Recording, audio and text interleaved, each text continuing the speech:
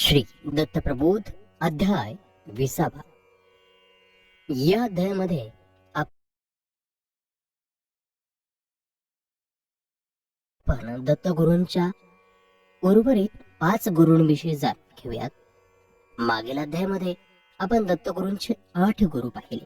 आता उर्वरित गुरु अध्यायाला सुरुवात करूया. दत्तगुरू आपल्या मातेला सांगू लागले, हे माते, लहान अभ्रकाची वृत्ती कशी असते आणि त्याच्यात कोणते गुण असतात हे मी तुला मागे सांगितलं. माझ्या 24 गुरूंपैकी 19 गुरूंची कथा मी तुला सांगितली. आता उरलेल्यांची ही कथा मी तुला सांगतो, तीही तू अशीच एकाग्र चित्ताने ऐक. मी असाच वनात फिरत असताना एक नवयौवना लज्जायुक्त कुमारी पाहिली. ती अतिशय चतुर, सुंदर, गुणवान आणि उच्च कुळातील होती. एक दिवस तिचे आईवडील काही कामानिमित्त परगावी निघाले. त्यांनी निघताना मुलीला 4 हिताच्या गोष्टी सांगितल्या. आलेल्या अतिथी अभ्यांगताची सेवा करायला सांगितली आणि ते निघाले. घरात ती एकटीच होती. थोड्याच वेळानंतर काही पाहुणे तिच्या दारी आले.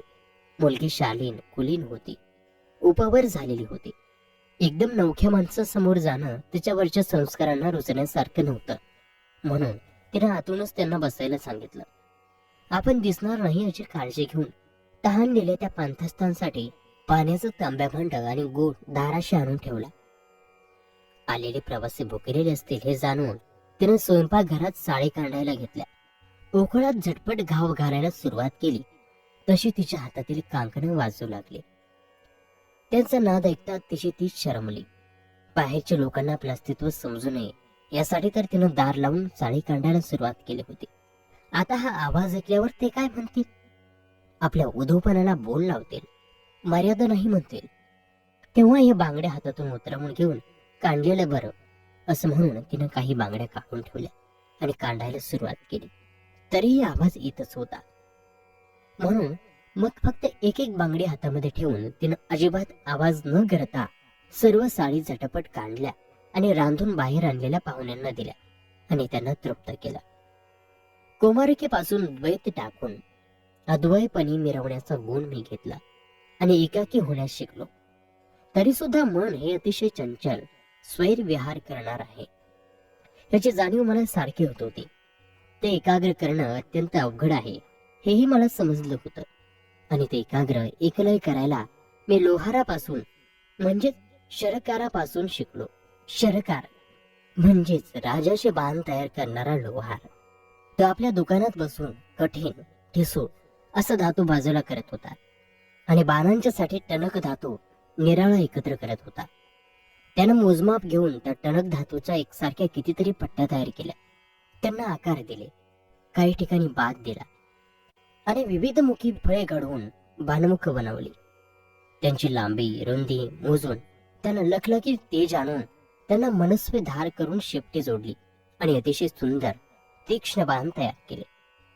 तो बाण बनवत असताना अनेक प्रसंग त्याच्या सभोवार घडत होते. राजाची स्वारी वाजत गाजत त्याच्या समोरून गेली होती. कितीतरी माणसं रस्त्यानं ये जा करत होती, पण कशाकडेच त्याचं लक्ष नव्हतं. तो एकाग्र चित्ताने बाण तयार करण्यातच मग्न होता.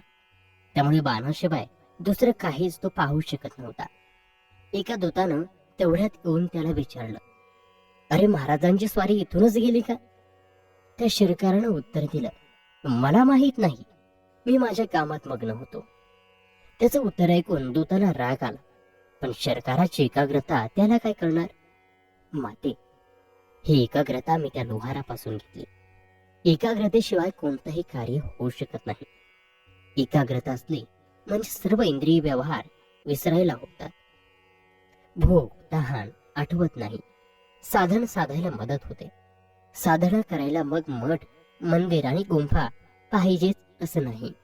कुठेही आणि कुठल्याही कोलाहलात मन एकाग्र होतं. त्यानंतर मी वनात फिरणारा साप पाहिला. तो एकटाच एकाकी निसंग फिरत होता. त्याच्याकडून हा निसंगतेचा गुण मी घेतला. ह्या सापाचं एक वैशिष्ट्य असतं, तो स्वतःचं घर कधीच बांधत नाही. प्रथम मुंग्या वारोळ करतात. मुंग्यांना हुसकून मुंगळे येतात. पावसाळ्यात मुंगळे जातात आणि वाळव्या येतात. या वाळव्याचं अन्न असतं शेण. या वारुळामध्ये शेणाचं साम्राज्य होतं. या शेणामध्ये आळ्या होतात आणि काही किडे निर्माण होतात. ते वाळवी खातात. अशा या वारुळात शेवटी साप येऊन राहतो. कुठलाही श्रम न करता तो घर मिळवतो आणि स्वानंदात मस्त राहतो. स्वारस्यात मग्न होतो, मौन पाळतो. कधीच कुणाशी वचावचा बोलत नाही. स्वजातीय भेटला तर एखादा आनंदाचा शब्द, एरवी शब्द नाही, असं त्याचं सुंदर, निस्पृह आणि निरंतर वागणं मी घेतलं. या संसारात कसं वागावं, कसं वापरावं हे प्रश्न मला पडले. तेव्हा एका कातणीच्या दर्शनानं मला त्याचे उत्तर मिळाले. माझ्या मनातला संभ्रम दूर झाला आणि मी तिला गुरु मानलं. कातिनीच्या पोटातून एक प्रकारचा द्रव पदार्थ सतत पाझरतो आणि त्याचा चिकट तंतू तयार होतो. त्या तंतूच्या आधारेच ती सर्वत्र संचार करते.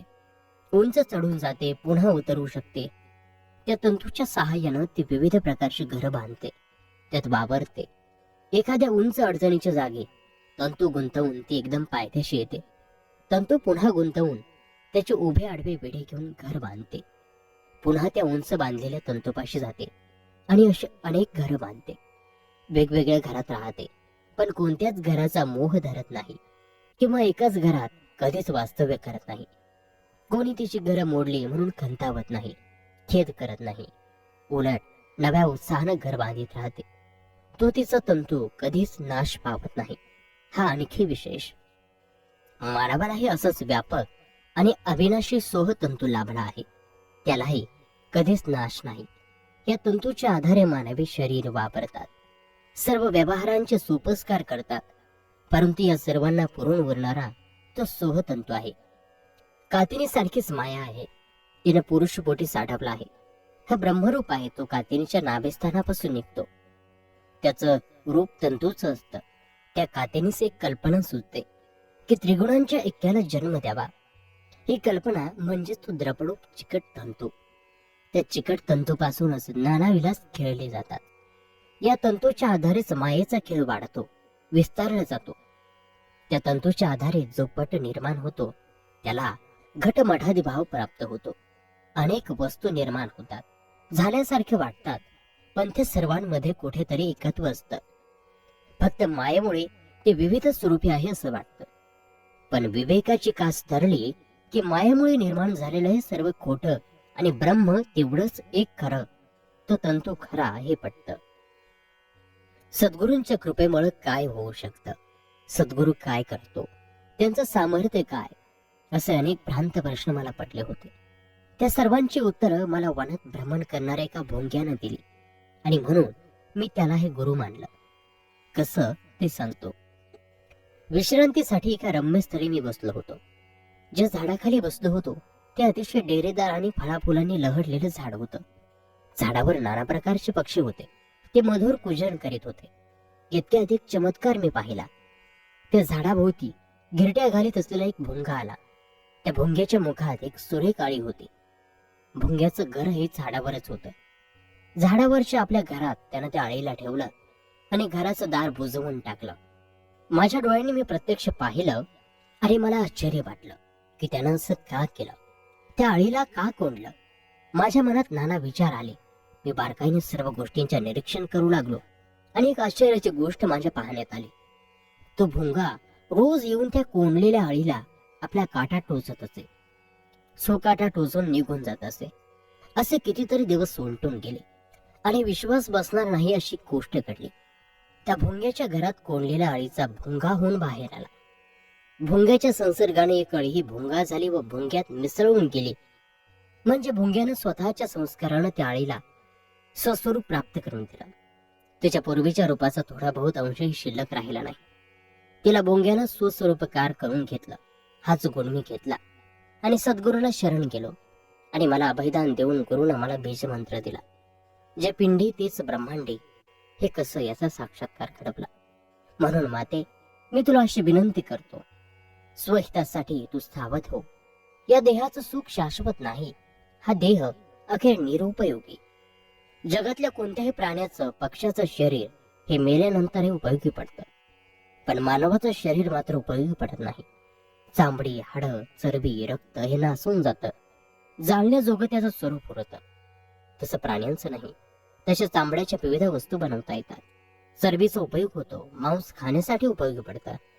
शिंगांचा, खोरांचा, अंगावरील केसांचाही उपयोग होतो. हे माते, काही पुण्यकर्म केल्यामुळेच नरदेह प्राप्त होतो. हा नरदेहही क्षणभंगूर असतो.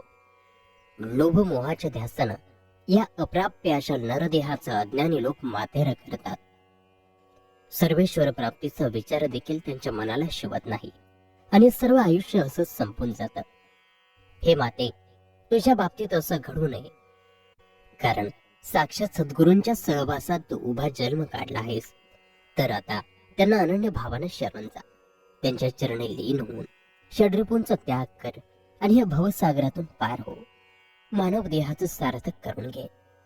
दत्तगुरूंचं हे सारं संभाषण इतक्या वेळ अगदी मन लावून ऐकणाऱ्या अनसूयेनं मग पुन्हा काही प्रश्न विचारले. हे दत्तात्रेया, आतापर्यंत एवढ्या कळकळीनं जे निरूपण तू माझ्यासाठी केलंस ते ऐकून माझं मन खरोखर गुरुचरणी लीन होण्यासाठी अस्वस्थ आहे. पण माझ्या मनात काही प्रश्न आहेत, ते तू ऐकून घे आणि माझं समाधान होईल अशी त्यांची उत्तरं दे.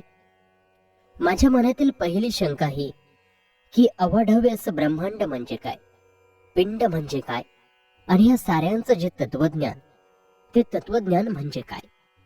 हे तत्वज्ञान कोणापासून निर्माण झालं आणि केव्हा निर्माण झालं. मातेचे हे प्रश्न ऐकून दत्तात्रयाला आनंद झाला. त्यानं सांगितलं, माते, तुझ्या साऱ्या प्रश्नांची उत्तरं मी तुला निश्चित सांगतो आणि तुझ्या साऱ्या शंकाचं निरसन करतो. आता जगभ्रमणाला निघायची माझी वेळ झाली. मला निघायला हवं. पण अस्ताचलाला सूर्य गेला की मी तुझ्या चरणांच्या दर्शनाला हजर होईल आणि रोज रात्री तुझ्या मनात येणाऱ्या सर्व प्रश्नांची उत्तर दे. अशा प्रकारे दत्तप्रबोध ग्रंथातील हा 20वा अध्याय याबरोबर समाप्त होत आहे. पुढील अध्यायामध्ये आपण दत्तगुरूंना मातेने विचारलेले जे प्रश्न आहेत त्या प्रश्नांचं उत्तर पाहूया. तेव्हा पुढील असे बहुउपयोगी अध्याय पाहायला ऐकायला विसरू नका.